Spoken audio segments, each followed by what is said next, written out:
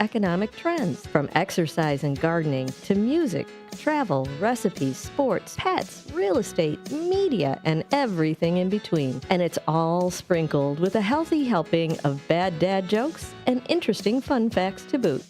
Tune in Mondays through Thursdays from 2 to 4 p.m. for a little fun, frolic, and infotainment. Join us, won't you?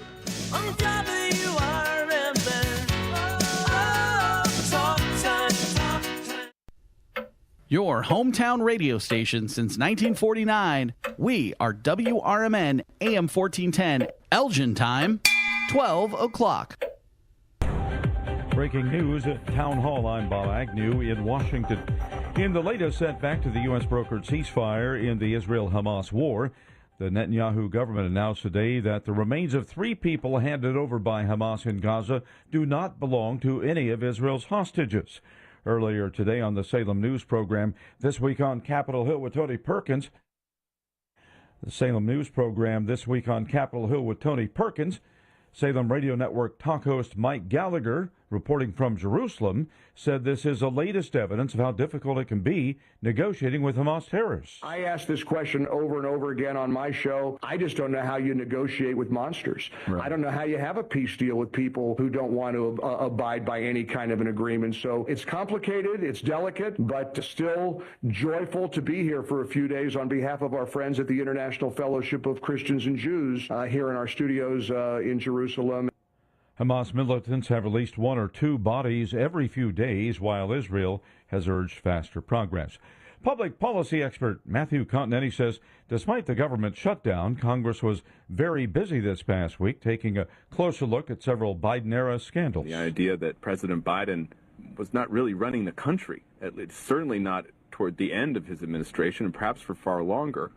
And then here, Arctic Frost, this sense that the Justice Department, elements within the FBI, and as we know from even some of the other national security agencies, viewed themselves as partisan actors who deemed half the country as engaged in a potentially criminal enterprise. Continetti was interviewed by the Salem Radio Network. Tesla's board is reportedly rebuffing Elon Musk's bid to secure approval for his proposed $1 trillion compensation package, signaling tensions between the company's leadership and its executives. We all hear the radio ads about the IRS. They tell you to be afraid, to be scared, and they try to frighten you into calling. I'm not here to do that. Tax Relief Advocates is different. TRA is here to tell you that if you owe money to the IRS, whether it's $5,000, $50,000, or $500,000, we have a solution. It doesn't matter if you're sitting in your car, at work, or with your kids. No matter where you are, call now. 800-583-0141. Don't lose hope. TRA can eliminate or reduce what you owe to the IRS. Generous programs are now available that can give you a fresh start. Our passion is taxes and helping individuals fix their IRS problems. We have over 1,000 5-star reviews on Google and an A+ with the Better Business Bureau. You don't need to be afraid of the IRS any longer. End your tax nightmare today by visiting us online at TRA.com or call 800-583-0141. That's 800-583-0141. Tax Relief Advocates. Real solutions for real people.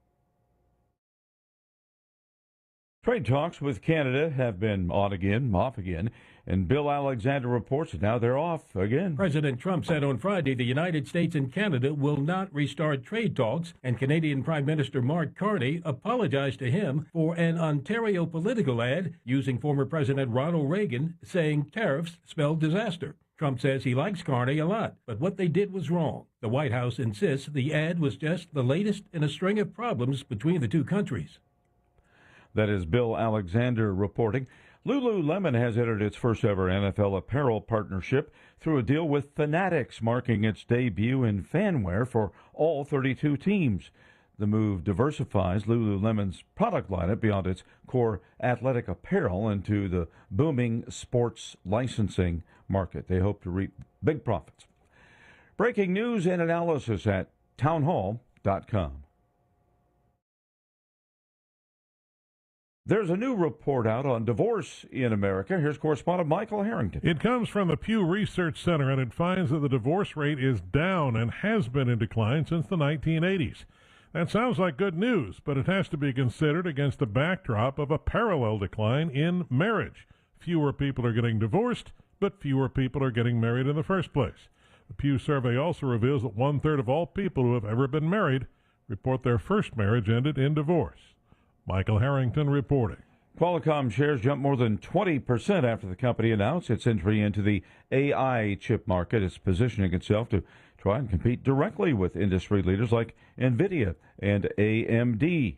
The new chip lineup reflects Qualcomm's commitment to try to capture a share of the very fast-growing AI hardware sector. You'll find more on these stories at townhall.com. From Washington, I'm Bob Agnew. Join your co-hosts Mike Tooman and Paul Burvid on our weekly radio hour, Chief Guard of the Republic, where we talk about all things national security, defense, personal security, safety, and dealing with law enforcement situations. Call in 847-931-1410. Ask us questions. We will get you answers. Every week, Saturday, noon to 1 on 1410 AM WRMN Elgin. Streaming on WRMN1410.com. Chat with us on WRMN's YouTube live channel. Chicago defense attorney Mark Schieblo has co-authored the book titled DUI Jury Trial, which is a true story of a DUI case that he defended. The accused was an Illinois truck driver arrested for driving under the influence of alcohol. This book contains facts about the case from the date of the arrest up to the jury's verdict, and this nonfiction novel also includes the transcripts from the jury trial itself. The book DUI Jury Trial is now available on Amazon.com and BarnesandNoble.com.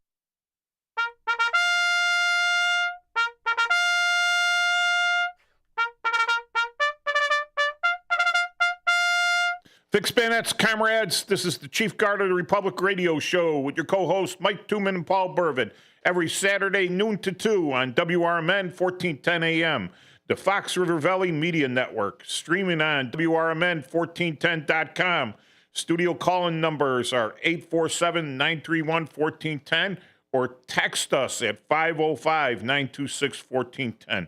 Hit us up in the comments on the YouTube live channel. WRMN 1410 has a YouTube channel, and we're live on it right now. And later on, I will be transferring the show over to the Chief Guard of the Republic YouTube channel. And you can find the links for that on cgr.silink, PSYLINK.net. So, Paul, how you doing? Great. I'm doing really good. I'd like to do a personal shout out. Today would be my grandmother's about 135th birthday.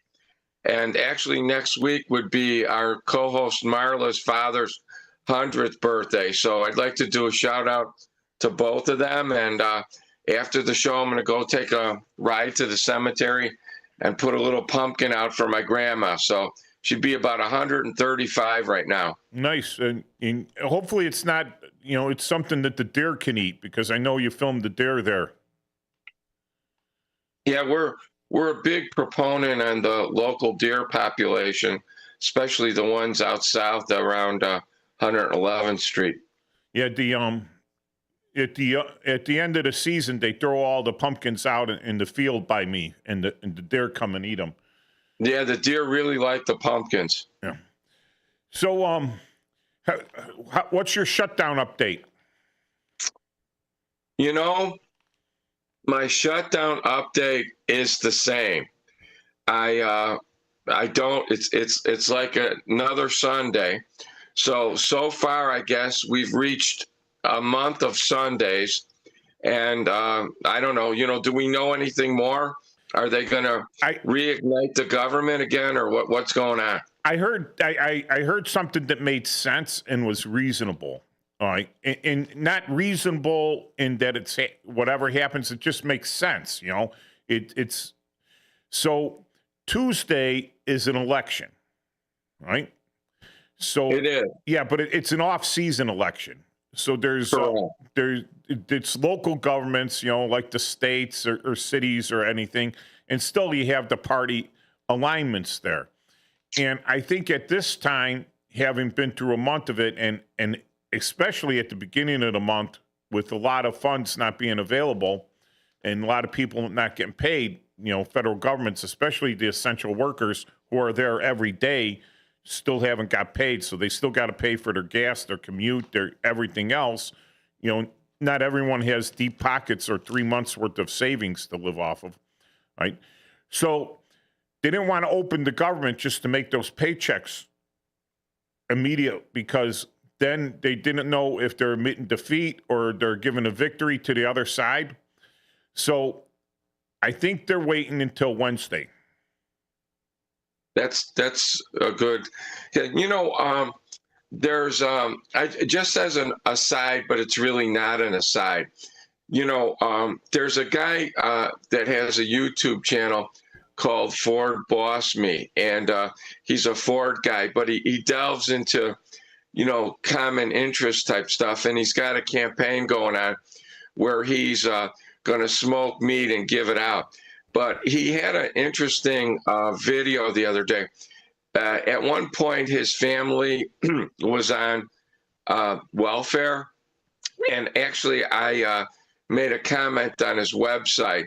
And I know a little bit about this because I was in charge of the WIC fraud unit, and a friend of mine worked for me. His name was Marty, and it was funded by the state police. And in the WIC days, which you may, I think, are familiar with a little bit, they used to give you checks, but they were called food instruments. And they would say on there, Cheerios. Yeah, it's or, like a coupon. Right. But the stores got reimbursed by the federal government, whatever the food instrument was, okay? And what we found out, particularly at the south side of Chicago and the east side, people were getting these food instruments and they were either trading them for narcotics. No. Or if it was $150 WIC coupons, the store guy would give them 80 in cash. And they would go, you know, buy booze, drugs, or whatever. And there were even a couple of instances where machine guns were purchased with food instruments. And I was in that unit, and we were prosecuting that. And, you know, and that's one of the programs that they're talking about with this. Yes. So, you know, you have to take this government shutdown stuff with a real grain of salt. And there's no doubt that there are people being hurt and harmed by not getting funds. But there's also no doubt that there's a lot of the new catchword waste, fraud, and corruption in there. But as I pointed out, and as the guy verified, it's been going on for 40 years. No. So, you know, since whenever they start a program, it's like that old idea of E.E. Schatzsnyder. You show me you show me a program, I'll tell you who benefits, how, where, why, and how. And that's kind of how it goes. You know, whenever there's a program, there's always an ability to either abuse it, misuse it, or it's designed specifically for abuse. Right. Or it's designed specifically for one day every 2 years so that you come out and you vote the way they want you to vote. Yeah, so one of the things back in the day before the EBT, electronic balance transfer, right? Before that, they had the actual food coupons, right? The food stamp coupons, and they came in various denominations. There's a couple things with that, right? One, you had to have your state of Illinois public aid card. You had to have an ID that showed that you were entitled to those coupons, and each coupon had to be signed by you, and you had to sign, the book had to be assigned to you, and you had to rip the coupons out singly and hand them over to the store. Once they were ripped out of the book, they became, the store got them, that's it, they're dead. They're supposed to be dead coupons, right? The other thing was, if you bought something like a candy bar, back then it was cheaper, you know, like for 39 cents, then a lot of times the clerk would just give you 61 cents and change. So we were the place I was working was right next to a laundromat. And all of a sudden you get like 4 or 5 kids come in, right? They buy candy bars with the $1 food stamp coupons, and they're bringing the quarters back to mama so mama could do the laundry using the food stamps. And her kids get the nutritious breakfast of a candy bar. A Snickers bar, yeah. So there are low-level ways, but there are big ways. There are big ways. So if I have a, quote, liquor store on the west side, but it's also a grocery store, and they also sell smokes, and they might even have some hardware, but it's a grocery store. And you go to the back, and there is a locked cooler. Inside the locked cooler is some milk that is nearly outdated, right? Some meat, some cheese, or whatever. And they say, hey, we have groceries here, so we could take, and they have the baby food too, and the baby formula and stuff like that. So they are taking, like literally taking these WIC coupons and saying, hey, well, and they're ringing them up, right, at the overrated price, but they never sold it. Now they take what they said they sold, and they use that to feed their families or their extended families, because they're still buying this stuff so that the government can track, right?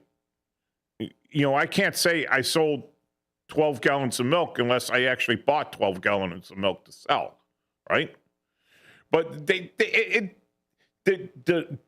scam, the money just being skimmed off of this. And when you were saying they're giving them $80 for $150 worth of that, Paul, that is a nice estimate for what they're getting. Normally, they're getting like back then, a carton of smokes would cost $10, and a bottle of booze would be $5. And they come up with their WIC coupon, and they get a carton of smokes and a bottle of booze, and that was it. Because they took what they wanted when they needed it, and they didn't realize its true value. To them, the true value was this coupon isn't worth $100. And you would have to go to the highest price store in the world to have to pay $150 for what was on the WIC coupon, right?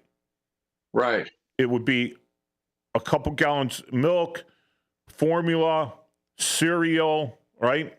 Some stuff like that, fruits, canned fruit or juice would be on there, special types of juice. And if you bought it all at Aldi or at some other grocery store there, it would end up running you about $60. Right. And that's all the store would get reimbursed, because they would have to write on the coupon what the receipt for that money was, without what those things cost, without taxes, because it's non-taxable too. There's no sales tax on that. So the fraud, waste, and abuse is amazing on those things, just amazing. And the one thing that really gets me, right, is they're getting food stamps for the kids, and that doesn't bother me. The kids need to eat. If the parents aren't capable of getting a job or wanting a job or whatever, you shouldn't punish the kids, right? So you have this food stamps to feed the children. I could care less about the adults, all right? Go dig through a garbage can at the beach, all right? But for the children, I would want them to eat. So the program is there for good reason. The kids go to school, they are fed breakfast, lunch, and then a dinner after school, and then they go home. They're fed 3 meals there. Yet their parents are getting paid to feed them 3 meals at home. Breakfast, provide them with a take their school lunch, and have dinner at home. That's what the food stamps list for the kids. But the kids, five days out of the week, they're eating at the school. So you don't need all that food, right? So the food, because you got more than you need, because whatever, right? And then, to top it off, in the summer, they were going out to Cabrini with lunches, right? And they would say, hey, officer, can you call him down to come eat? Because, there was no school. So they brought the food out to them. I go, well, what are you giving their parents food stamps for then, if you're bringing them free food? Again, I don't want to punish the children. And I don't want the children not to exist, all right, or anything like that, or end children before they're even born because the parents can't afford to feed them, whatever. That isn't right either. But the fact that there's so much fraud, waste, and abuse on this, and it's not enforced. It's not. No one cares. You would have to really. How many of the Ethiopians over or Somalis over in Minnesota, $275 million worth of food fraud for feeding these kids meals and stuff. $275 million. How many of them are in prison? I haven't heard anything about those prosecutions. They just said there was $275 million of fraud. Don't do it again. Find a new scam because we caught you on this one. $275 million later, we caught you. The government's never going to recover that money. Never. It's gone. It's blown. It's overseas. Because, again, who's the number one funder of terrorism in the world? The United States. The United States. And not that we give money directly. The U.S. government says, here, terrorist organization, here's some money, from the government. It's the people that are sending that money overseas. It's the people committing fraud with everything that they haven't earned, stealing money, sending it overseas, kind of like the mob does. They're kicking up. They made $275 million, and they're kicking up 60% of it back overseas. Or they're shifting it overseas, and when they get kicked out of the United States or deported, or they're one step before an indictment, prosecution, incarceration, right? Yes. Then they go, or by the actions of another. You're right. You're right. You're starving shelters out there. There are charities out there that have multiple credit cards with balances on them and making late payments because they forget about them because they had so many of them. And I'm saying, look, you could take this cash asset that you have, this capital that you have right now. This is like simple economics, right? You got this massive capital right now. It's going to pay you 3 to 5% if you're a real good trader and everything, and you work real hard on it, and you got a real good trader working with you. You could take it and invest it and make 10%, of which they're going to take 50% in taxes, leaving you with 5%, right? Or you could pay off your 29% store cards, everything with this, and then every month with your income coming in, you've just increased your cash flow by $400 or $500. You're paying $400 or $500 for interest alone. That's not doing anything for your family. Sure, it was nice to have that thing. Now it's old, broken, and gone. Where's it at? You're right. That's what the U.S. government is like. That's what the people, that's why last week when I was talking about protecting the veterans, right? Right. And I says, we need to make it expensive as all get out for the government to go to war. Expensive is all get out to put our soldiers in harm's way. Expensive is all get out for these little, shows that they're putting on. They need to keep it expensive because we want to make them pay for it. They want to look at it and say, is it worth it now for what we're going to pay down the road? And then I kind of laughed at myself, and I'm like, man, that's the dumbest thing you ever said, Mike, because they don't care. It's down the road. It's not like it's real money. It's money for 10 years from now. And again, as we're paying interest on the national debt, which are mostly foreign countries buy our debt foreign entities buy our debt and we're paying them interest on that. We're paying them big time interest on that. They are running their entire organizations based on our national debt because someone wanted to, oh, look at these poor starving children, you know, and they want to feed them. Yeah, okay, feed them, but in a reasonable way. There should be, the slightest bit of work requirement. You could be the dumbest, laziest person on earth, right? Yep. I'm going to make you show up in a building and sit there for 8 hours watching educational shows like how to read and how to write. That'll be your job. You just got to sit there. It'll be loud. It'll be cold. They won't be able to fall asleep. But okay, here's your pay. You know, you got to work. We'll give you food stamps now. What? And don't tell, oh, they got to watch the children. Don't even get me started with that one. All right? Because that is also a scam and a half. We'll be back for the second quarter of the show.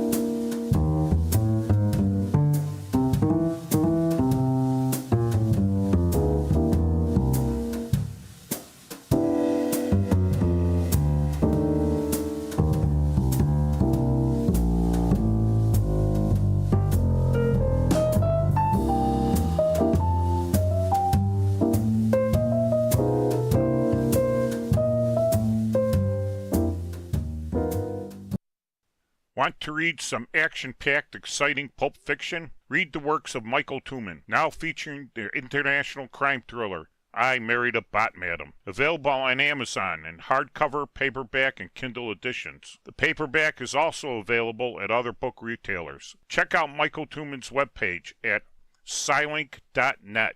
That's Papa Sierra Yankee Lima India November Kilo. November Echo Tango. Are you dreaming of a getaway? Want to leave the stress of daily life behind? Whether it's a relaxing cruise or an adventurous land escape, planning the perfect vacation doesn't have to be a hassle. At Cruises International, they specialize in vacation destinations, land and sea, making your dreams come true. Located at 1721 Moon Lake Boulevard in Hoffman Estates, Cruises International isn't just about booking travel. They're your personal concierge, trusted travel advisor, and advocate. Your preferences are unique, and they'll take the time to understand exactly what you're looking for. From personalized service to their global network of specialists, they ensure that your vacation is tailor-made just for you. It's time to plan the vacation of a lifetime. Call 800-255-7447. That's 800-255-7447 today and speak to a cruise and vacation expert. Cruises International. It's time to set sail to your dream destination. Kick off your weekend with a little flair. It's Dino's Night Out, every Friday from 2 to 4 p.m. on WRMN 1410 AM. Dino brings you the best of the Fox Valley's entertainment scene. Live music, local artists, street festivals, great eats, and the personalities behind them. If it's happening, Dino's talking about it. And bringing the spotlight is none other than the legendary Arcada Theater, located at 105 East Main Street in St. Charles. Catch dinner, drinks, and a show, all under one historic roof. So whether you're making plans or just love to know what's hot, make it a date with Dino's Night Out, Fridays, 2 to 4 p.m. on WRMN 1410 AM, or stream it live at WRMN1410.com. Dino's Night Out, powered by the Arcada Theater, where Fox Valley comes to play. When your car is making a strange noise, no matter what it is, you can't just pretend it's not happening. That's an interesting sound. It's like your mental health. If you're struggling and feeling overwhelmed, it's important to do something about it. It can be as simple as talking to someone in your community, or just taking a deep, calming breath when you need it. Nice. For mental health resources, check out loveyourmindtoday.org. At loveyourmindtoday.org, you'll find information that may help you get through a tough time. Things like tips for dealing with stress, how to navigate difficulties like financial worries, anger, substance use, and more. You can also find real stories of how people navigated their own mental health challenges. Because once you start to address the problem, you can go so much further. Visit loveyourmindtoday.org. That's loveyourmindtoday.org. Brought to you by the Huntsman Mental Health Institute and the Ad Council.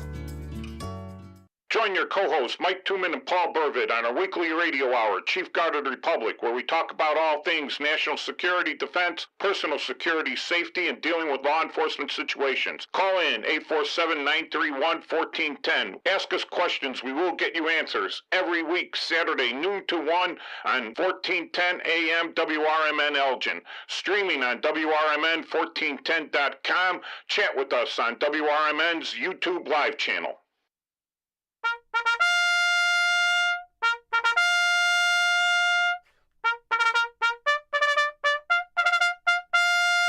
Fix Bayonets, comrades. This is Chief Guard of the Republic radio show with your co-hosts Mike Tooman and Paul Burvitt every Saturday noon to 1, WRMN 1410 AM. But you already know that because you're already here. We're halfway through the show, so if you're just dialing through the channel and you hit this up, you're on 1410. You don't even have to look at the numbers, and we're streaming on WRMN1410.com.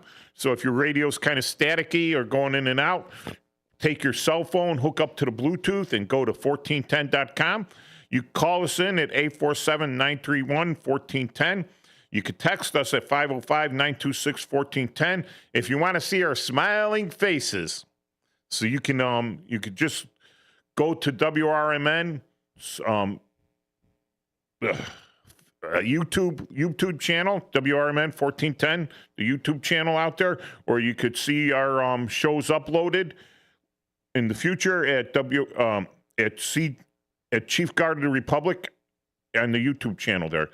So, Paul, I just at the end of the thing, I just said to tie this all in, right? Yes. Oh, well, the mothers can't work because they need to stay at home and watch their kids. Nah, they bring these kids. These kids are like a month old, and they're going into daycare. They're going into daycare. And the daycare is paid for by the state. That's in addition to everything else. Throw that all there, right? In addition to. Right. And now their excuse is, well, the mother never got her high school diploma, so she needs to go back to school and get her high school diploma. Well, you're never going to get your high school diploma watching daytime television or going back to sleep and waking up at 3 o'clock. When you're late picking up your kid for daycare, right? So everyone that's there has to stay and wait for you to come get your kid. Or they call the police because you never show up to come get your kid. So the police got to go wake you up at your house, bring you, you got to get over there to get your kid. Well, reruns of Jerry Springer and Maury Povich are very controlling here. Yeah.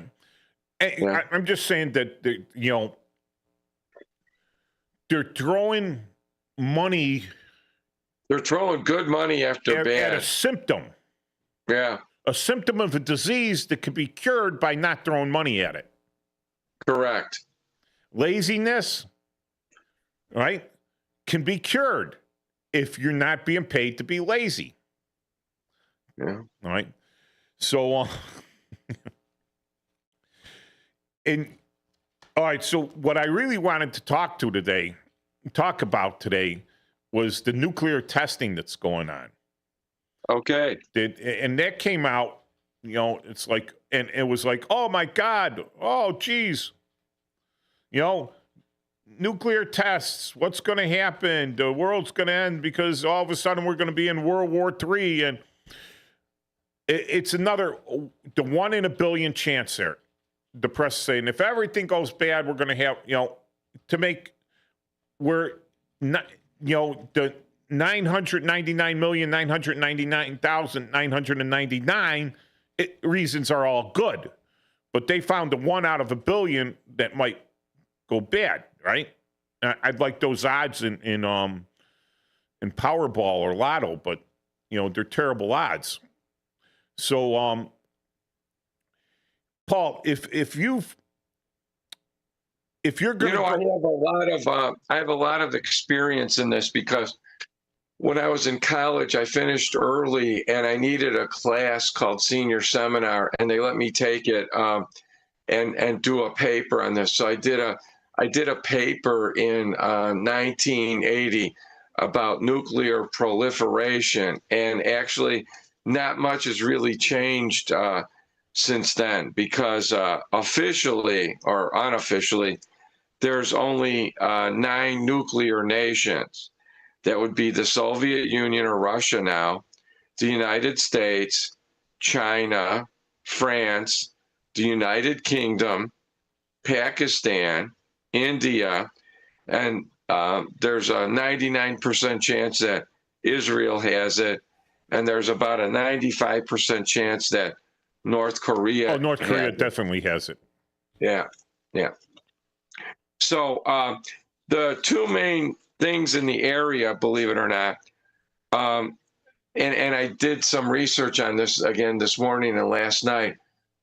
There was a famous thing that was called the Partial Limited Test Ban Treaty, and that came out in 1963.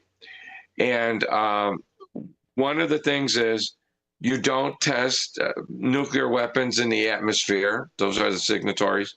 You don't test them in outer space, and you don't test them under the ocean. All right.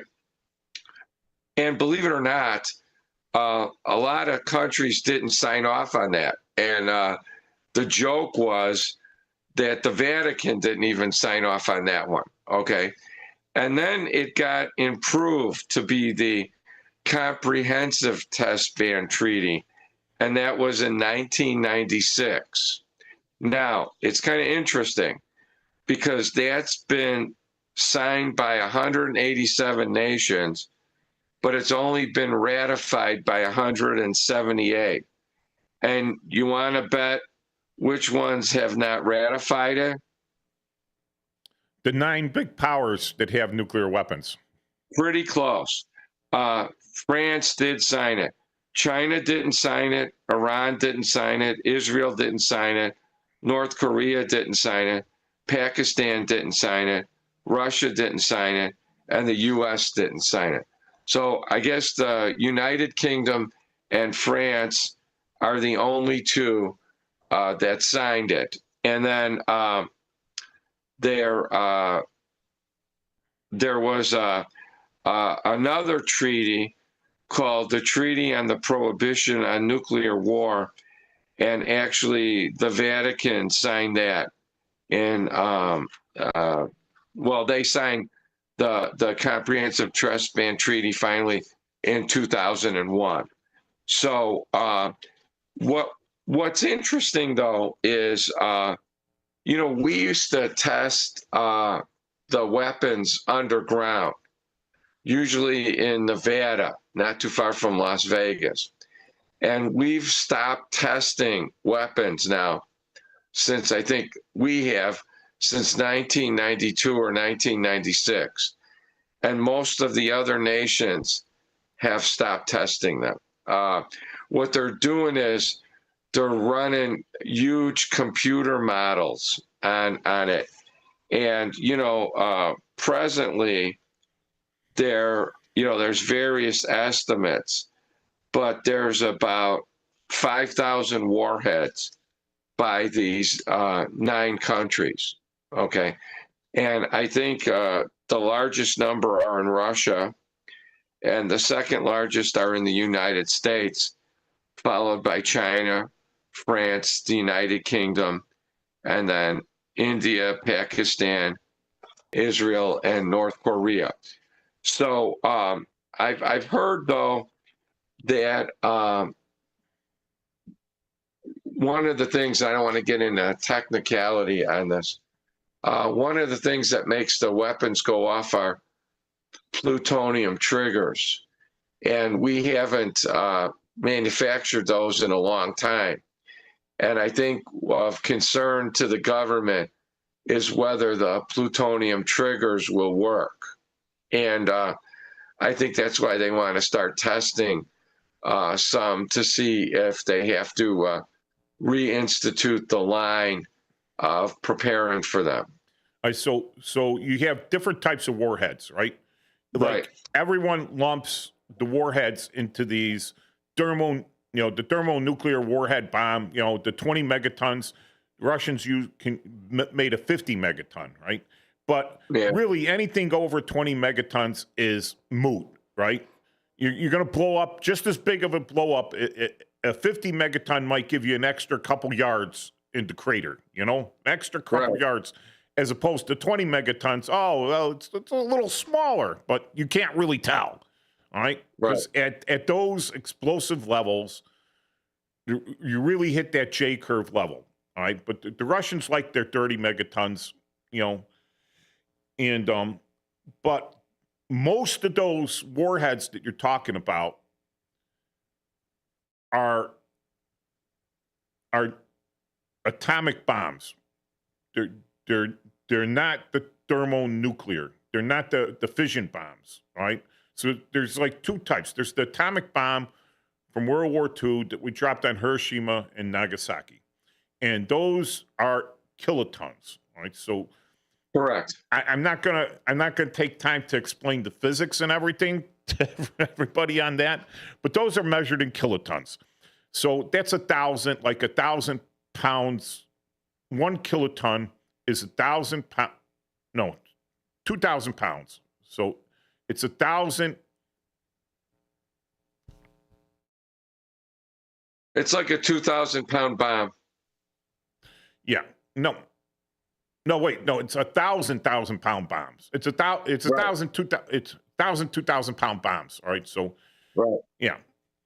All right. So, like, if you had a whole fleet of B-52s and everything, dropping every, you took all the B-52s and loaded them up full and dropped those stuff, you wouldn't have the warhead that you had in Hiroshima and Nagasaki. The thing is that they've miniaturized these now. They're smaller, right? So small that they could be fit into a 6-inch cannon or a 220 cannon. You had the atomic cannon, but you also had nuclear-capable rounds for 155 millimeter howitzer. Like, that's small, right? And those things were like a kiloton or half a kiloton or a quarter kiloton, just enough to wipe out a grid square, which is, 1,000 square meters or 1,000 meters by 1,000 meters. So that's it's 1 million square meters. All right. So about 9 million square feet. That just all it'll wipe out, right? Like a very large building. So most of those are the small ones.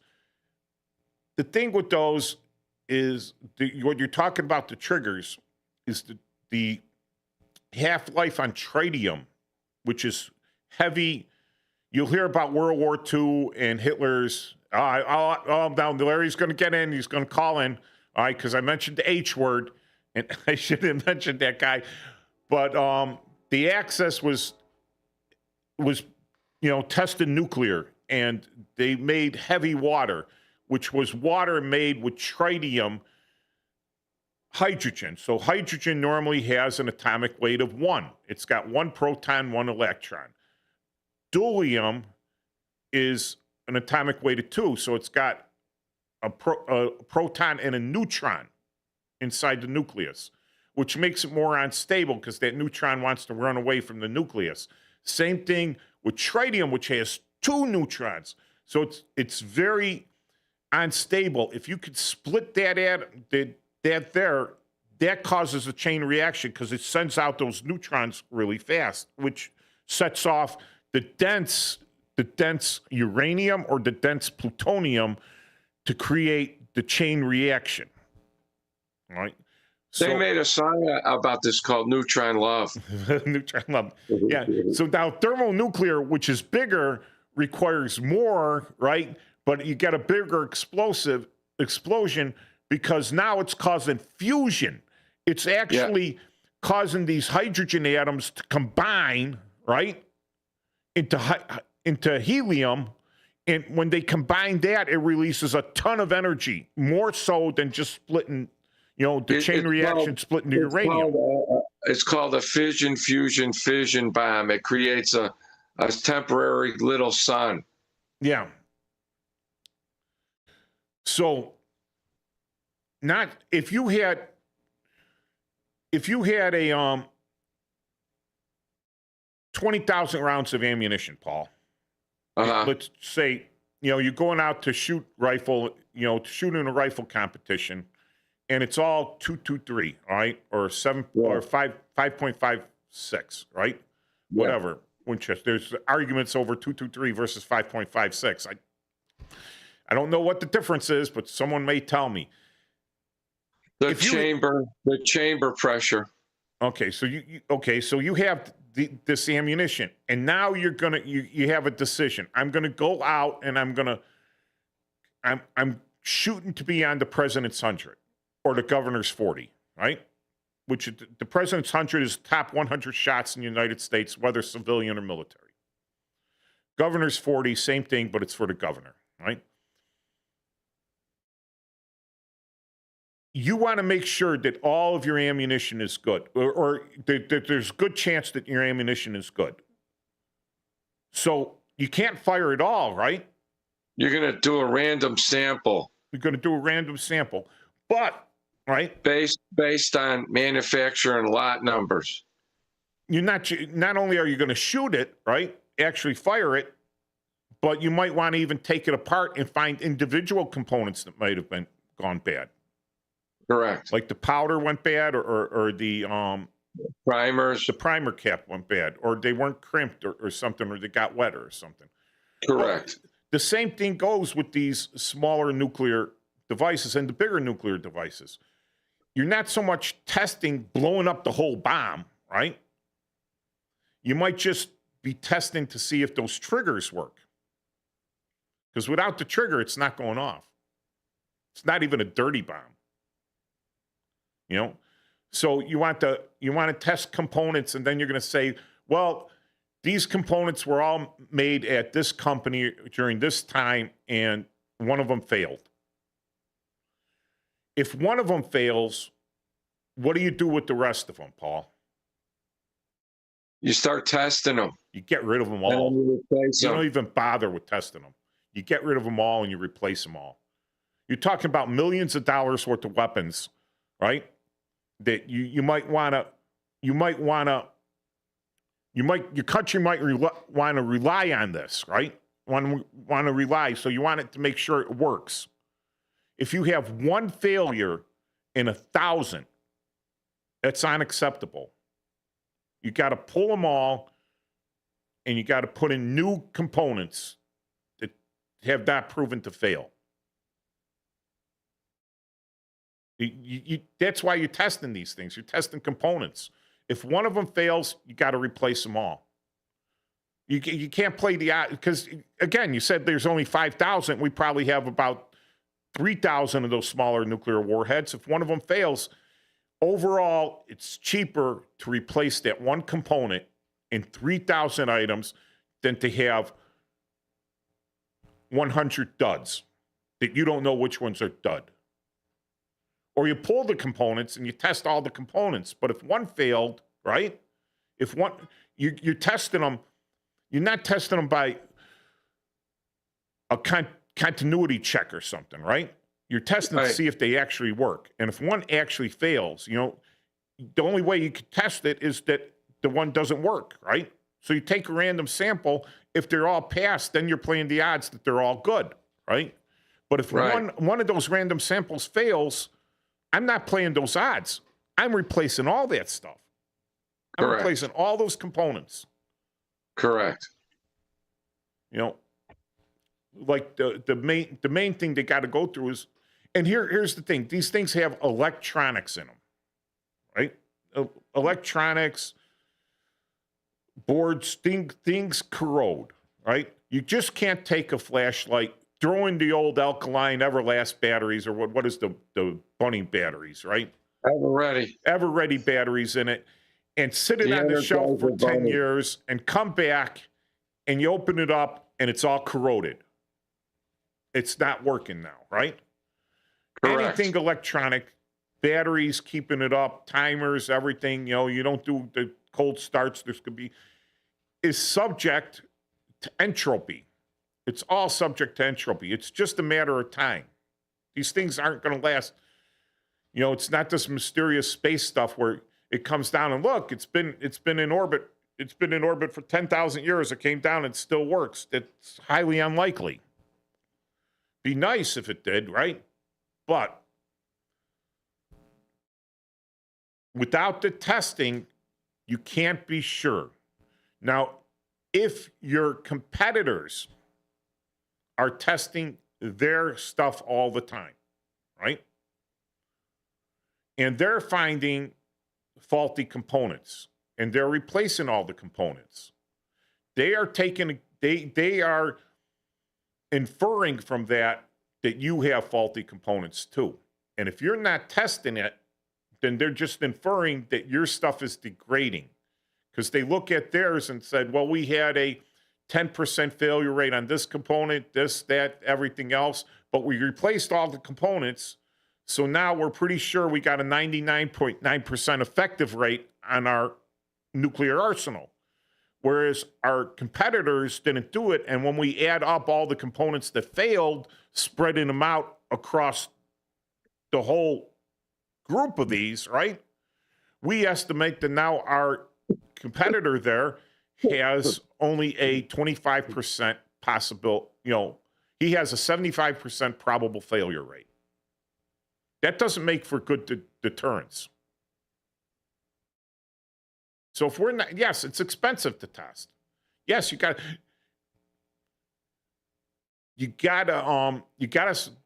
most expensive part of a nuclear weapon is not building it. The most expensive part of a nuclear atomic weapon is testing and storing it. Maintaining, testing, storing, maintaining, maintenance. Yep. Storing it, keeping it safe. You need people there and everything. And it's always going to. All right, so ballistic missiles, intercontinental, ICBMs, right? What happens when you fuel an ICBM and you don't use it? Corrodes. It's gone. You can't use it anymore. It's gone. It's toast. You got to very carefully drain that rocket fuel out, which has already corroded all the elements, right? And you got to toss that ICBM and you got to get a new one to put those warheads on. Because again, it's good. It's a massive, you've just increased your failure rate to there's like a 60% chance that this rocket, even if we emptied all the rocket fuel out, there's a 60% chance that it's not gonna work. So you just at one time we had Atlas and we had Titan nuclear ICBMs, and we had like 54 of the Titan, and the rest were Atlas, right? And then they changed Atlas, Century, and all that. But as we were starting to find out that the Titans were aging out, we transferred those to NASA for satellites, and they were using the Titan IIs for doing some of the deep space stuff was used with former ICBM components. Yeah, but there's solid rocket boosters. We replaced them with the Minuteman. Yeah, there's solid rocket boosters, which is just a solid, like you would use on a big scale of what you would use launching model rockets. Bottle rocket or skyrocket. Yeah. Then there's the liquid fuel. The liquid fuel, which is usually a binary agent. So you got two things you mix together. Fuel and the oxidizer. Yeah. Because remember, in space, there's no oxygen. Yeah, so you got to have. Well, you don't need it. Well, you got to carry your igniter with you. Or you just use a nuclear igniter. which is usually liquid oxygen or hydrogen peroxide. Yeah. Yeah, peroxide, because it's H2O2. So you also have the hydrogen left to burn. All right. Correct. So if you're relying on this stuff, it's only reasonable that you would test it and maintain it. Maintaining isn't good enough. You want to take a random sample every once in a while and see if it works. All right, so when we come back, second half of the Chief Guard of the Republic radio show, talking about nuclear weapons and why they need to be tested.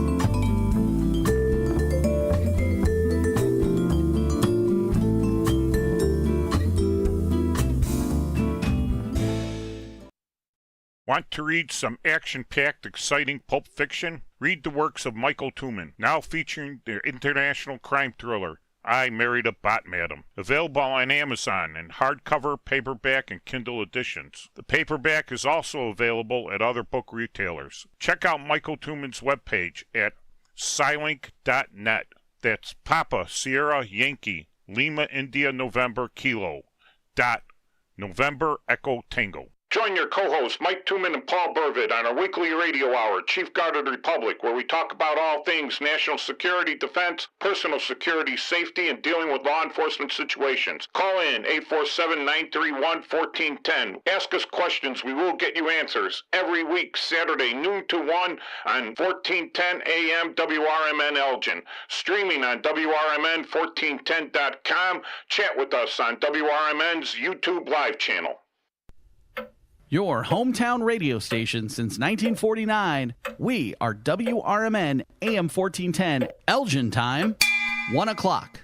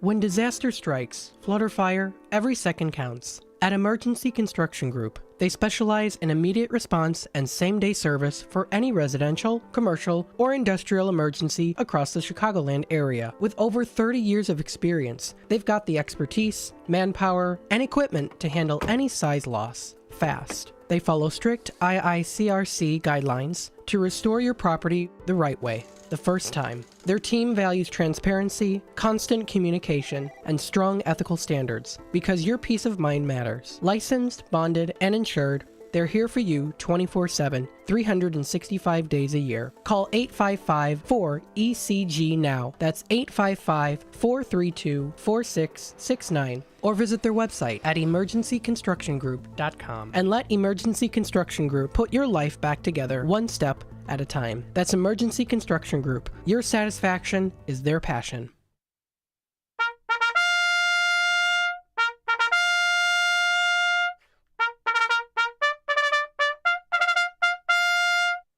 Six Bayonets, comrades. We're back for the second half of the Chief Guard of the Republic radio show with your co-hosts Mike Tuman and Paul Burvid. You know we're on 1410 WRMN, but did you know they have a website, WRMN1410.com, and that will take you to the links for the Listen Live or to the link for the YouTube Live channel. So go right there. You call us in at 847-931-1410. Text us at 505-926-1410. Of course, all these numbers are listed on WRMN1410.com. And it's hard for me to imagine now someone that doesn't have access to, like, an internet page. It's like you don't have a phone, you know. But I guess there are times. So, Paul, what do you think? Well, I know what I think is the scariest part of a thermonuclear war. Glass? The glass? No, surviving. Yeah, that's what I mean. We'll, everything, like the beaches, will be solid glass. And, especially if you're in the desert, it'll all be glass. And, everybody will be melted, Hey, Well, no, if you're melted, you don't have. See, I'm not afraid the nuclear war because I live close to O'Hare. I live in the city of Chicago, right? Close to O'Hare. And I know that if it goes nuke, I'm vapor. I'm gone. That's the premise of the new Catherine Bigelow movie that came out last week about a rogue nation attacking Chicago. You know that, right? No. Yeah, there's a new movie that just came out this week. But they're using, they're not using a thermonuclear. They're using just a straight old atomic bomb. I don't know if they are or not. Yeah, I don't think they'd be able to carry and shield or deliver an ICBM to Chicago. That's the thing. That's one of the things. There's so many of them out there that so many of them, the atomic bombs, the smaller ones out there, that they're like these. It's called. It started last week. It's called the House of Dynamite. Okay. And it's a reaction. I guess it's a very kind of documentary style thing where they go to the people that launch it, and then the people that are supposed to intercept it, and then the people not believing it, and whether there's going to be immediate retaliation, and then the president, he's somewhere away and he's on a Zoom call, so you don't see him, I guess, and it's just his voice, and it's getting it's getting some criticism from military and political fronts, but it just opened. It's called House of Dynamite, which is very apropos. When I wrote my paper on nuclear proliferation in 1980, it was in response to the 3 Mile Island meltdown. And it was in response to how many actors, and it was my theory that there might be potentially a problem from a regional actor, which is, I think, always been one of the main concerns. that it'll be either a rogue nation or some form of a fractured nation. I mean, that was the premise of the movie Crimson Tide and all kinds of,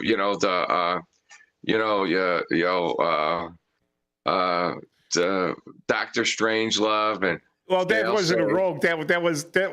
I love Dr. Strangelove because they go with the 1 in a million, right? But it's more plausible than anything that the mainstream media puts out for fear-mongering. Like, one, I don't know. All right, so the other one, you had Dr. Strangelove, and then you had Failsafe, right?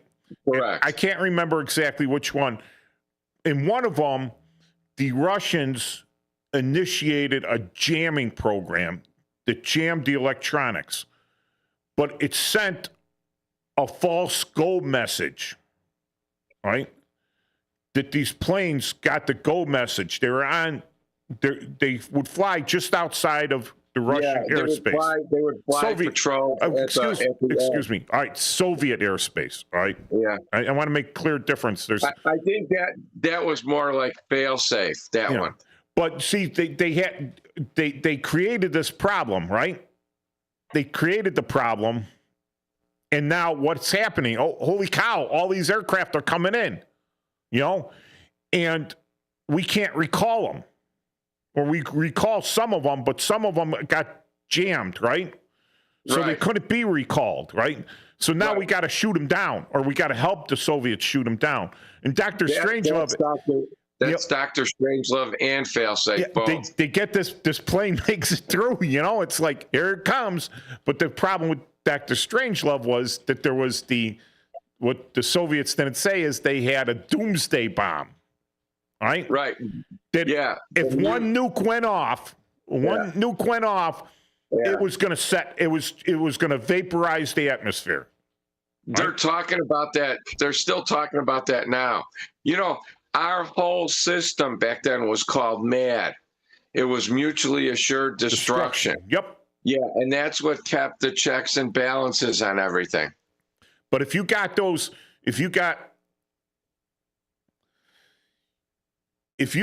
a mad, insane sociopath, narcissistic sociopath that's backed into a corner, and yet he has the means and the delivery, he has the substance and the means to deliver it, then he will burn the world down. He will burn the world apart with himself. He'll take it all with him. Don't care. And that's why the big nine are all interested in stopping any more countries from getting that ability at all, right? But so all these countries, I'm in the warrant officer school, and I've been through quite a few military schools and stuff, and this, unfortunately, she was just a JAG officer, a Judge Advocate General officer, and she was teaching a class there, and she was a little woke, and she got up in front of the class and said, hey, the United States will not use a first nuclear strike. And I snapped to attention. I stood up. I says, that is absolutely not true. We reserve the right to a first strike. Right? And they made me sit down, and I got talked to and everything. And the next class, another guy comes in, right? And he's teaching more about the nuke stuff. And he goes, the United States reserves the right to a first nuclear strike. And he had no idea what I had said before, right? But he was teaching the actual, we did not sign any treaty that said we will not use a first strike. We didn't sign anyone. The Russians did. The Soviets did. They said they weren't going to first strike. But we said no. That's a legitimate principle in governments, because sometimes you have to take action to preserve the status quo. And so That's a recognized international governmental principle. So to say that we wouldn't use a first strike would be folly. It would be ridiculous, because you may have to. It would be a flat out lie. Right. You might have to take a strike to preserve what you already have. Yes. So that's a recognized principle in international relations. All right. So then we stand up with that, but also we had signed the thing saying we wouldn't use chemical weapons. There was a chemical weapons ban, right? And we said, we signed, we're not going to do it. The Soviets did not sign that one. Right. Right. So they've always dabbled in the chemical weapons they used it in Afghanistan when they were involved in there, and some other countries have. So they've got a history of doing that. They didn't use chemicals in Afghanistan. I thought they did at the beginning. Did not. They did not. In the 80s? The Soviets were there from 79 to 89. They did not use chemical weapons. Oh, okay. Believe me, we would have been informed of that stuff. Yeah. You know where chemical weapons were used? Where? Bosnia. You know who used them? What I'm thinking of. That's what I'm thinking of. Yeah. Yeah, in the zone of separation, and it wasn't the Serbs. It wasn't the Serbs. I'll just say that. All right. So you think about the Serbs and everything. All right. So that's the nuclear option there. Not just to protect our interests.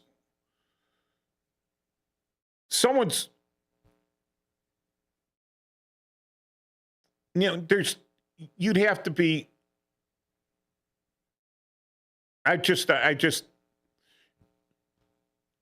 Nuclear weapons, like I said, I'd be vapor unless I was outside of Chicago, because the Soviets, the Chinese, they're going to nuke the snot out of Chicago. And that's it. I'm vapor, I'm gone. What scares me the most is surviving something, being just outside of the blast radius, and now I'm getting hit with that radiation. I'm getting radiation sickness. All right? I'm slowly dying. I got to suffer through that. I could be dead in a week. I could be dead in a month. I could be dead in a year.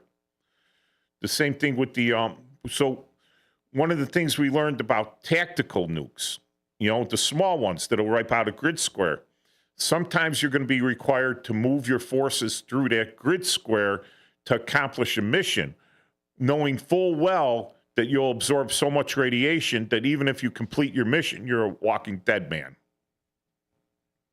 That scares me. Better to be just vapor than slowly, painfully, die while your stomach falls apart, everything falls apart.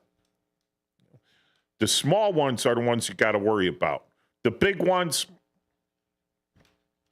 I don't think anyone wants to use, but you might get and the big ones are so complex, so expensive, require so much maintenance, and require a delivery system. You got to get it there. You just don't, check it with your luggage and, manage to land at O'Hare Airport and then set it off. So, the key is also, remember at the beginning of this current administration, one of the things they said that they were going to audit, where were they going to audit? The military. And it's not a military base in Kentucky. Oh, the TVA? The Fort Knox. Oh, yeah, the gold. Yeah, the gold. We haven't heard anything more about that. We haven't.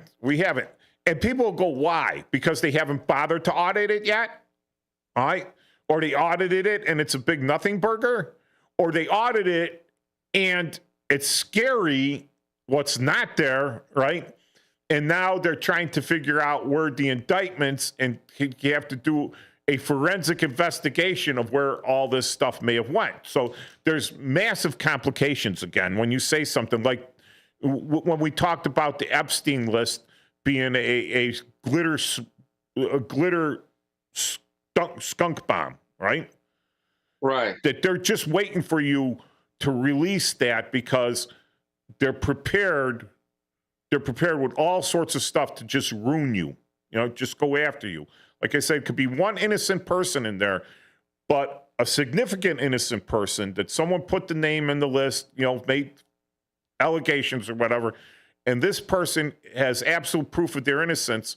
Like I said, you release the thing with edited versions, redacted, you redact certain parts of it, it loses all of its credibility. All right?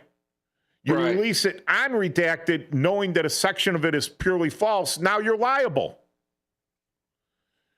So when you're testing these weapons, what's the first thing? What's the first thing I'm going to do if I was in charge of this testing? I'm going to count them.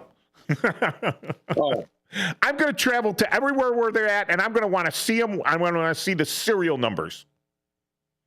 Everyone, that's the first thing I'm going to do.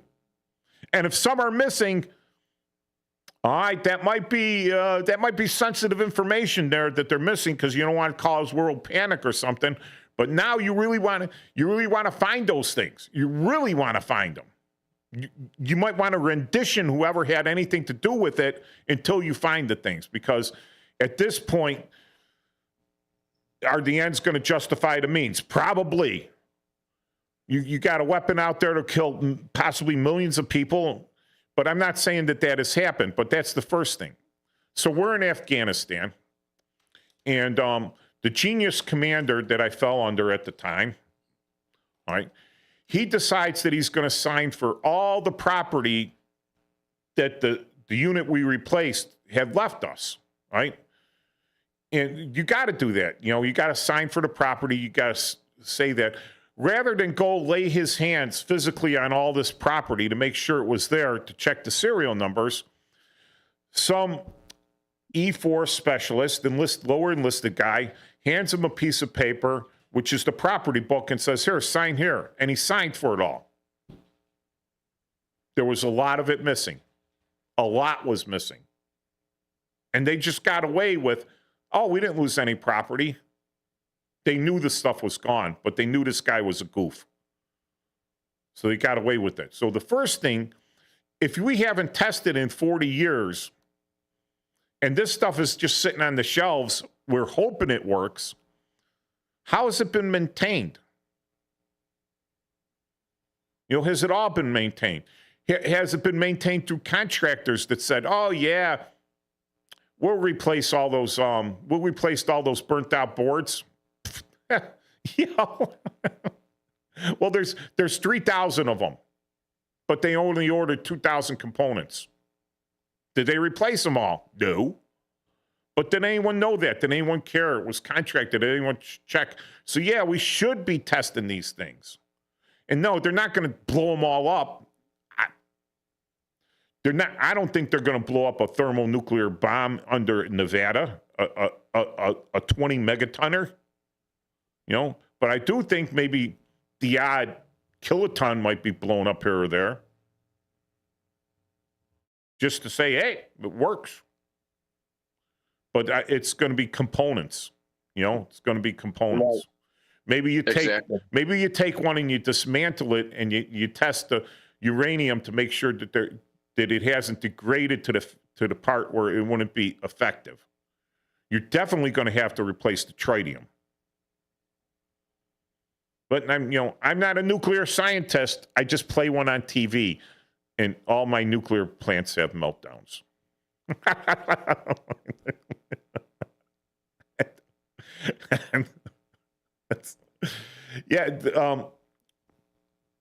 So glass, glass is a significant thing. Flying glass, especially when they blow up the thermonuclear over the lakefront in Chicago. It's definitely going to blow downtown into the suburbs. Correct. At about, glass flying at like 1,000 miles an hour. Right. Shredding everything in its path. All the poor birdies. And the 600 mile an hour tornado wind. Yep. Yeah. You know, there was a Mickey Rooney movie called Atomic Kid. And then there was also the giant guy that got irradiated. He became the giant in the Nevada desert. Those are famous horror films from the 1950s. Yeah, and like, the Hulk and everything, and that nuclear radiation gone bad. Of course, who is the most famous movie monster created by the nukes? Godzilla. Godzilla, brother. Absolutely. Godzilla. And what did he have? He was so irradiated, he had irradiated atomic breath. That was his number one weapon. That is correct. Yeah. So we don't I don't think they're going to create any Godzillas out there, while testing these things. Well, I hope not, because Godzilla usually ends up coming back. So I don't know. Yeah. Over and over and over, like Jaws. Yeah. Yeah. Yeah. So that's like, and I'd like to see it, a big shakeup. Like, okay, so under a previous regime, President George W. Bush, right? They did an audit of the Pentagon, and they said, "Listen, we gave you all this money in the budget and everything. Account for it. How do you spend it?" And they were $2 trillion short. They couldn't account for $2 trillion. They did not have the receipts for $2 trillion.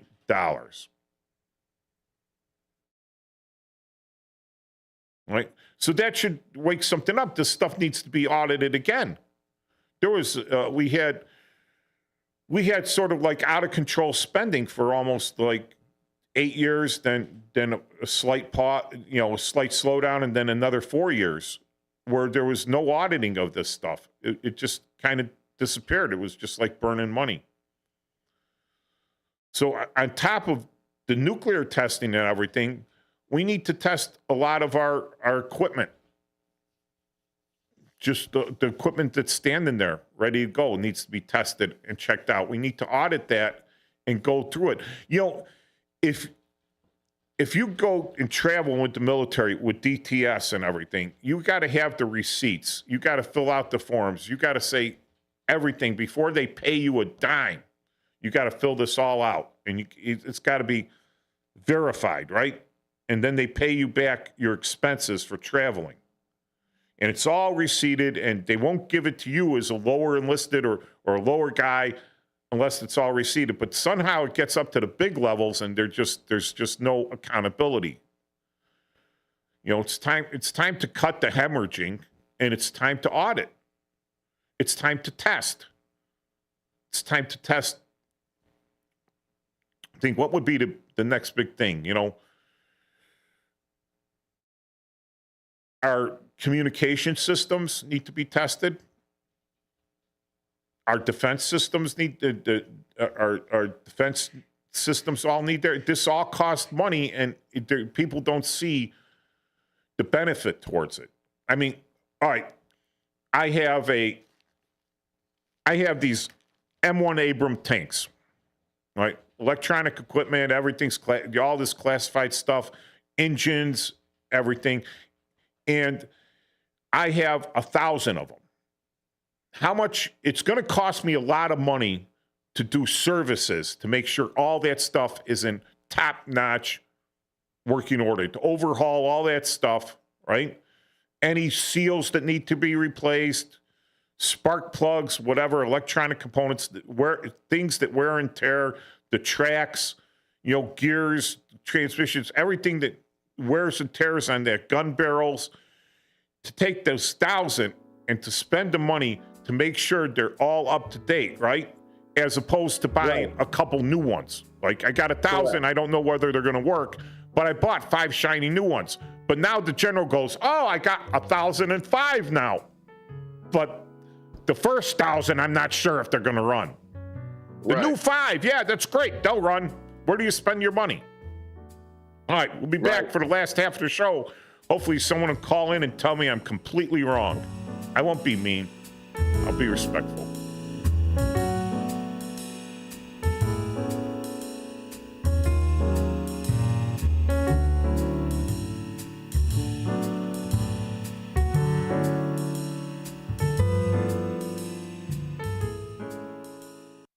Is diabetes keeping you from enjoying life's special moments? At US Med, we understand the challenges you face, and we're here to help. With US Med, I can finally manage my diabetes without it managing me. US Med offers a wide range of services to simplify your diabetes care. Personalized care plans, convenient access to cutting-edge diabetes tech, and knowledgeable support. Plus, we'll check your insurance so your diabetes care may be covered at little or no cost to you. With US Med, I feel confident and control of my diabetes. I can finally live my life to the fullest. Don't let diabetes hold you back. Choose US Med and experience better birthdays, better adventures, better anniversaries, and better everything. Call now. US Med. Better service, better care. 800-785-1673. 800-785-1673. 800-785-1673. That's 800-785-1673. If your idea of therapy involves a fishing rod, a tree stand, or a campfire, then you need American Outdoors Radio. Host John Cruz speaks your language, whether it's about the best lures, tracking game, or that one buddy who always forgets to bring the beer.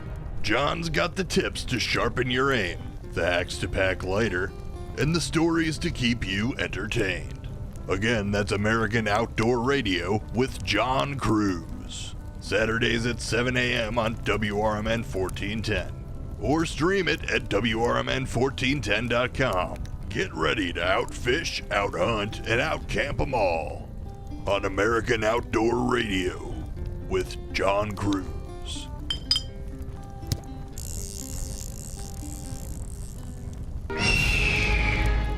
Ever tried balancing a dozen eggs in one hand while hopping on one foot?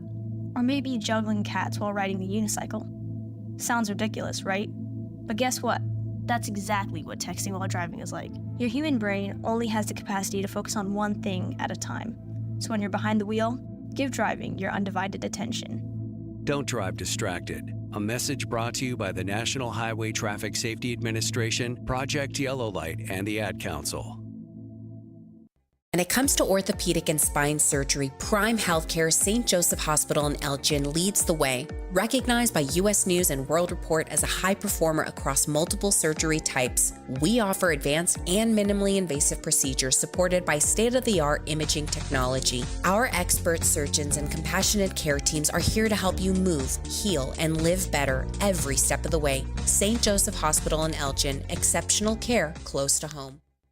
Now available on Amazon.com and BarnesandNoble.com is the book called DUI Jury Trial, which is the true story of a truck driver in Illinois who was charged with driving under the influence of alcohol. Not only was he facing a revocation of his driver's license, but also a lifetime disqualification of his CDL, which would prevent him from ever driving a semi-truck again. This book includes backstories of the truck driver, the lawyers that defended the case, and the DUI expert witness who analyzed the case and then testified at trial as to the proper protocol procedures of the field sobriety tests as well as the breathalyzer test. This nonfiction novel also includes the actual court transcript from the jury trial, a courtroom showdown in which the final verdict would determine the fate of the defendant's livelihood. The book DUI Jury Trial is now available on Amazon.com and BarnesandNoble.com.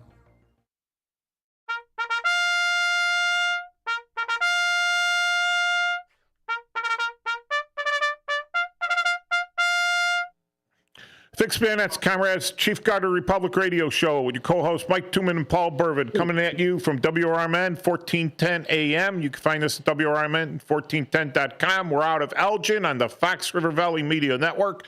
Phone number here is 847-931-1410, 505-926-1410.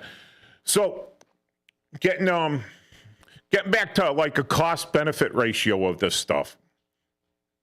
One, replacing a component, a failed component, rather than replacing all the weapons or even multiple components within these weapons is certainly cheaper than replacing the entire weapon itself.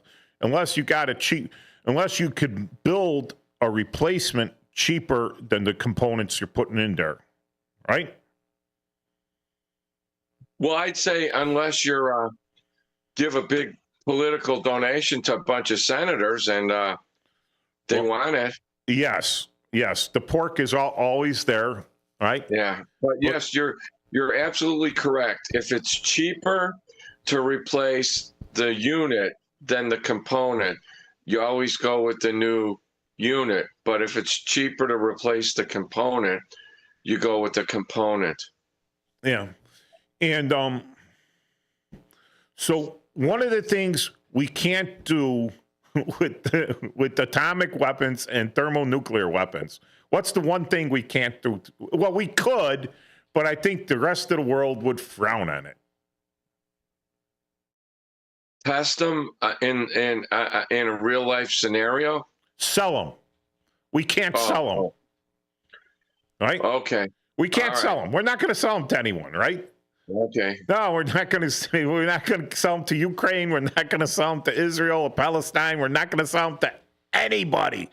Mexico, Canada, Argentina, Brazil, South Africa, name any, the Russians, the South Koreans, the Japanese, none of them. We're not going to sell it to anyone, period. We're not going to do it. All right? Just ain't going to happen. We got, maybe he wants to be on the last half of the show. So what's something we could do with the old Abrams tanks that we have? Recondition them and give them to the Ukraine. We don't even have to recondition them. We don't care. They're going to get blown up anyways, right? But we could write that off as a write that off that we gave them this military money, and we could send them the bill later on when they're redoing natural gas and everything else. It's possible, then we might recover that money. But once we sell it, right, even though we only have a promise of money, we're not getting anything real in return, right?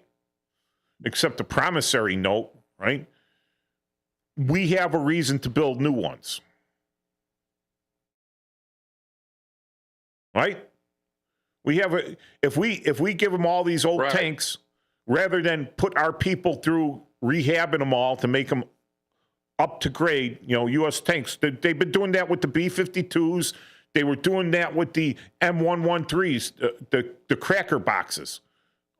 They were constantly rehabbing them, re-updating them, and everything. These things lasted forever. They did it with the Deuce and a Halfs for years. The 2.5 ton, the 5 ton trucks, to recondition them, redo it. So 2000, I'm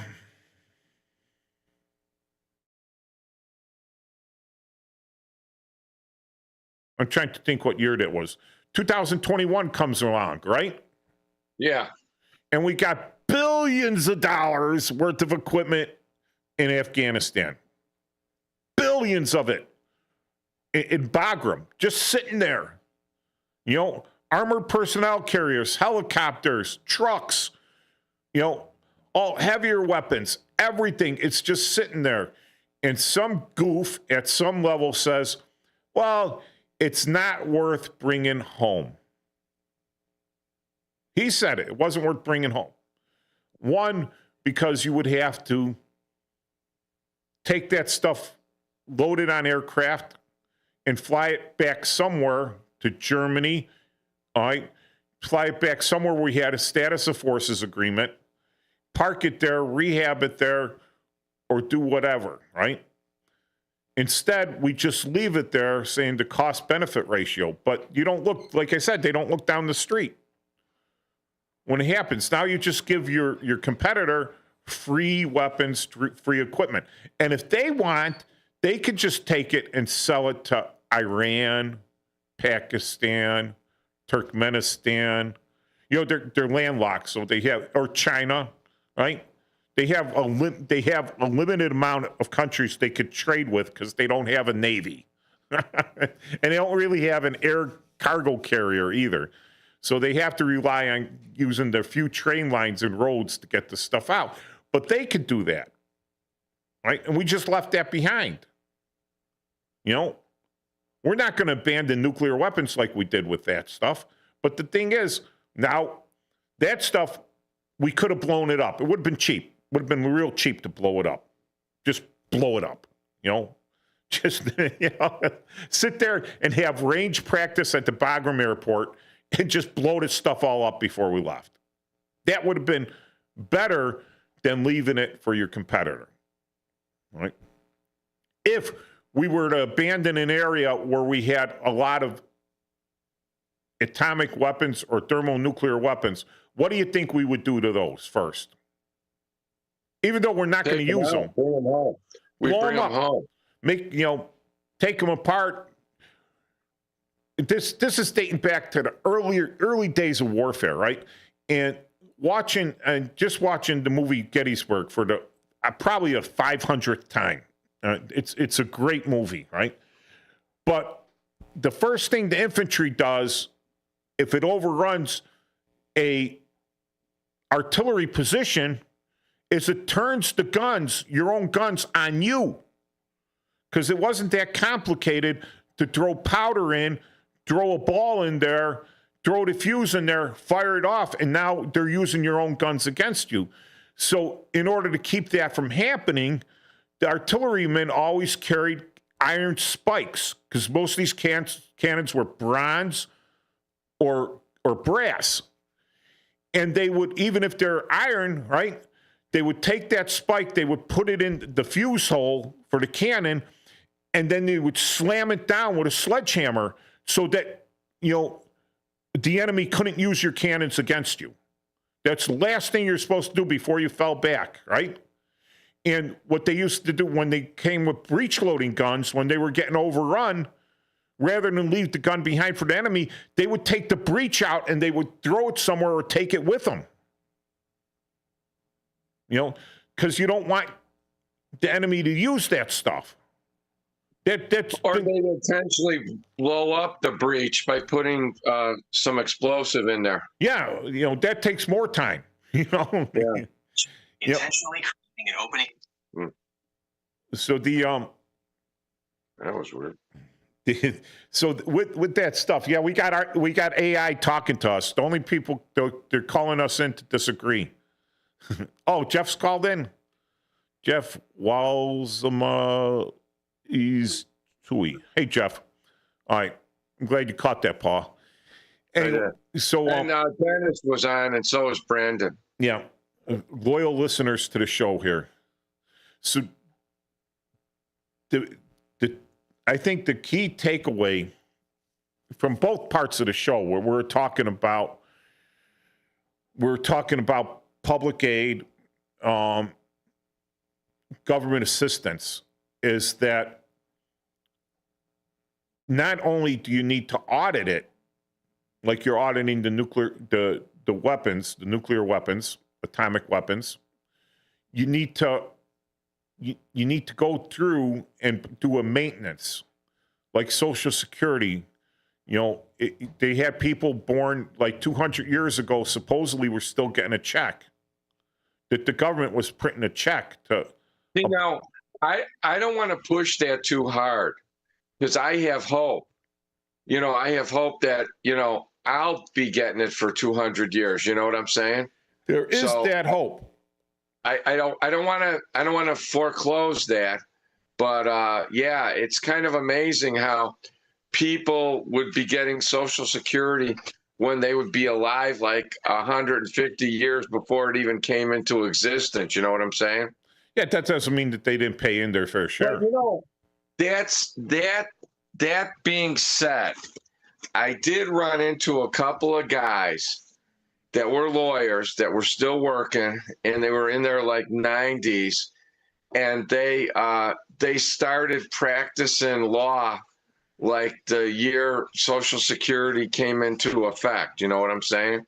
And then I've heard of stories that there were guys that were some of the first recipients collecting Social Security in 1933, and they were still working in the 90s. So you never know. You know what I'm saying? No, I had a doctor evaluating me for the VA, and he started practicing, and I was going in front of this guy in like 2020 or something, right? He started practicing in 1952. It's 1952. The guy was older than dirt. And you got to wonder, why is he still working? I've said that many times, but there's two theories on that. If you love your job, it's not work. But if you are working, there's something wrong. Yeah, because it should be a self-licking ice cream cone by now. Correct. Yeah. So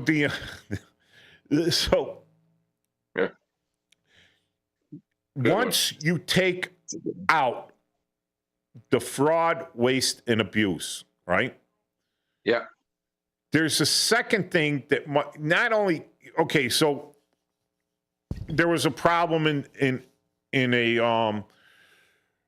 501c something. I don't want to be specific, right? But it's a 501c something. And there was a problem with abuse of the funds. And people were up in arms saying, we need to do this, we need to do that, all right? This person needs to be prosecuted, it needs to go to jail and everything. And I'm like, well, unfortunately, who's going to go to court on this all the time? Every time, not miss a date. Secondly, you're going to start a little civil war because this guy's got friends with the other parts of the organization, and of course he's going to claim innocence, even though we know he's not. He's going to say he's being targeted, harassed. Everything else, and you're going to cause you're going to be airing your dirty laundry. I says, done. Kick him out, and then we're done with it. When we write off the loss, we write off that loss. Now you're talking maybe a couple $1,000s, right? But you write off that loss and you start again fresh, right? And that was the only way I would take over the financials for that was if that was the case, because I wasn't going to fight this big battle and everything. I wasn't in when all this stuff was happening and all this. But here's the thing with the Social Security, all right? Senior police officer in the Chicago Police Department was collecting his dead mother's Social Security benefits for 7 years. What happened to him? Nothing. I don't even know if he had to pay the money back. The excuse is, I didn't know. I'm sorry. I didn't know is not a defense on that. That's your bank account. All of a sudden, you're getting this thousands of dollars in there that $1,000 a month or whatever. May not have even been that much money, right? But you're getting money in there and you're not sure, and you're not collecting Social Security because you're not old enough to, and you're not disabled because you're working for the police department at a boss rate, right? Same thing here. Where are the prosecutions? That's easy to track. The checks went somewhere. Someone cashed that check at some currency exchange or whatever. They're going to have a camera there. You're going to get that person. You're going to say, if they go, I didn't know, they just kept sending me the checks, so I kept cashing them. No, you knew or should have known. Prosecute them. Seize every cent they have. Everything. And then, but what would the government do with all that money that they seized? Would they pay off the national debt? Would they put it back in Social Security? Right. No. To be taken by somebody else. Yeah, they would put it in a slush fund somewhere. But you need to stop the hemorrhaging. You need to stop the hemorrhaging. People pay in and they expect you. If you were, well, I can't even say that. If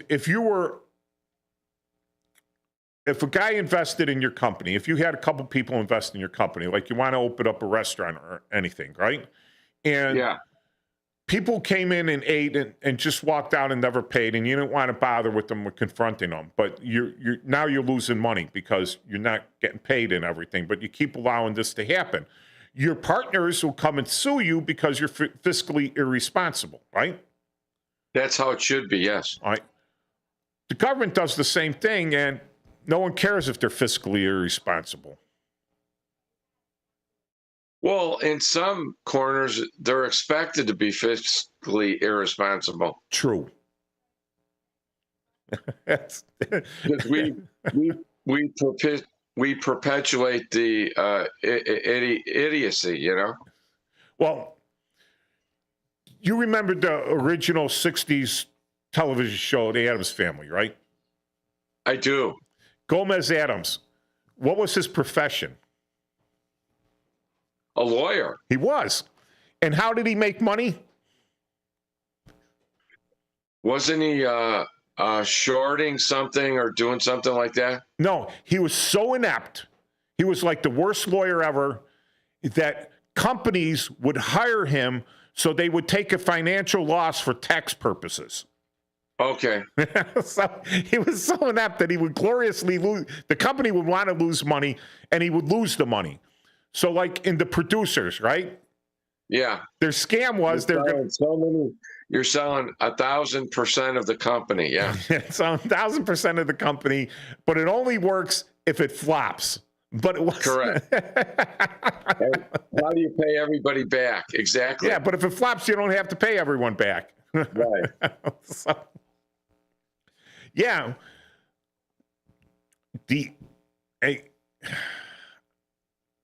I'm just I hope things start to become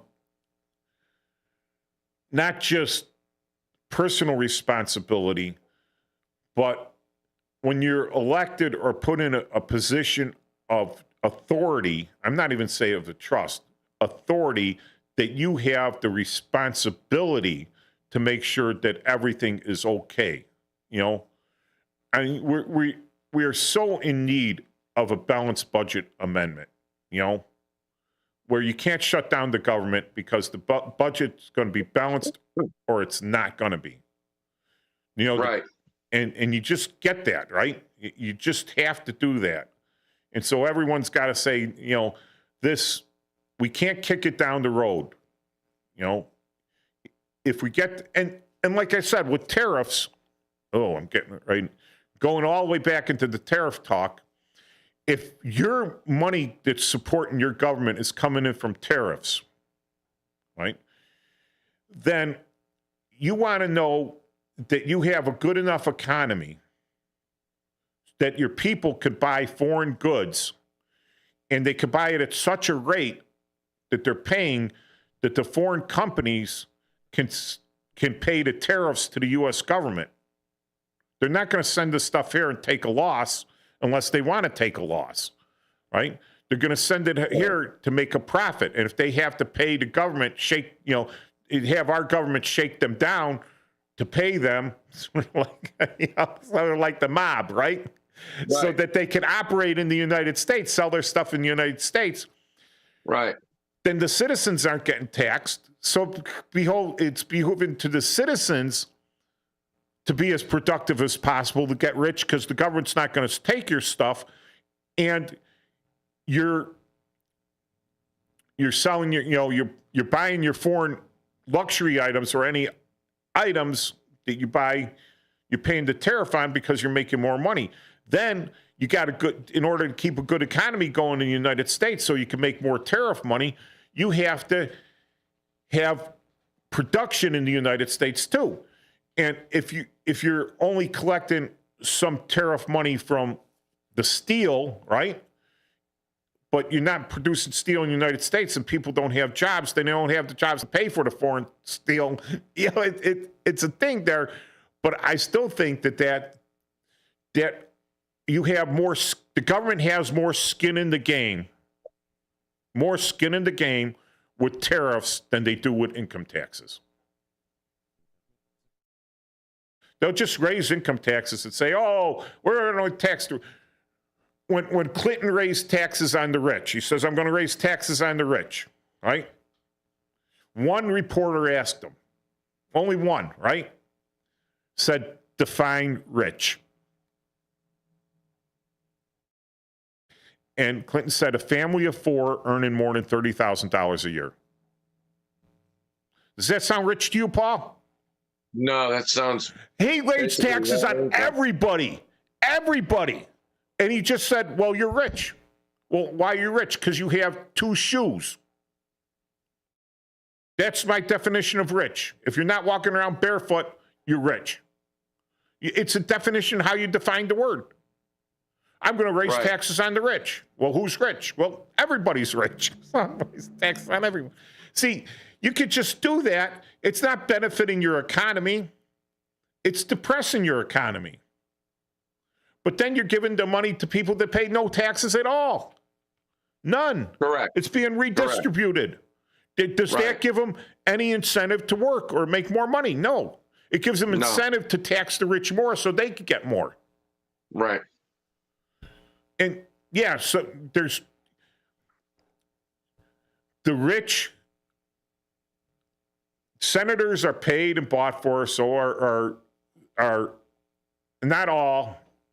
Not all. That's right. Not all. I'm sure there's a few out there. Along with the congressmen, they have interest, right? And the only interest in the world is self-interest. That's right. Self-interest. So it starts out with themselves, then it starts out with their party, and then it gets a little bit bigger from there. Right. So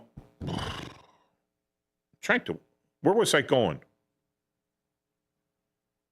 I know, okay.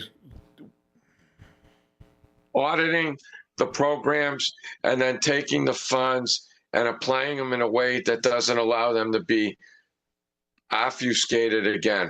Yes. Yeah, and the weapons too. The military Same principle. Testing. If your soldiers can't shoot, are they ready to go to the battlefield? You're going to test whether soldiers can shoot. If your soldier can't run 2 miles or march 10 miles, is he or her ready to go to the battlefield? No. So you test them to make sure. If your trucks can't drive 20 miles without falling apart, are you ready to go? No. So you test them every once in a while. You go on road trips. You go on convoys. You test all this stuff. The same should be for the nuclear weapons. The same, on top of that, the readiness to deploy them. Correct. The same, hey, this is a test, not the fail-safe test, right? This is a test. Right. How long is it going to take you to say you're ready? And we're not asking you to fuel, right? But go through the procedures up until you fuel these things. Correct. Right? How long is it going to take you? All right, so I'm sure something will happen with the mainstream media. Well, they'll say something scary and trying to make you think we're going to like thermonuclear war or running around the full-blown running circles, spin panic mode. And we will tune back Saturday next week, noon to 2. We will calm your fears. Happy November.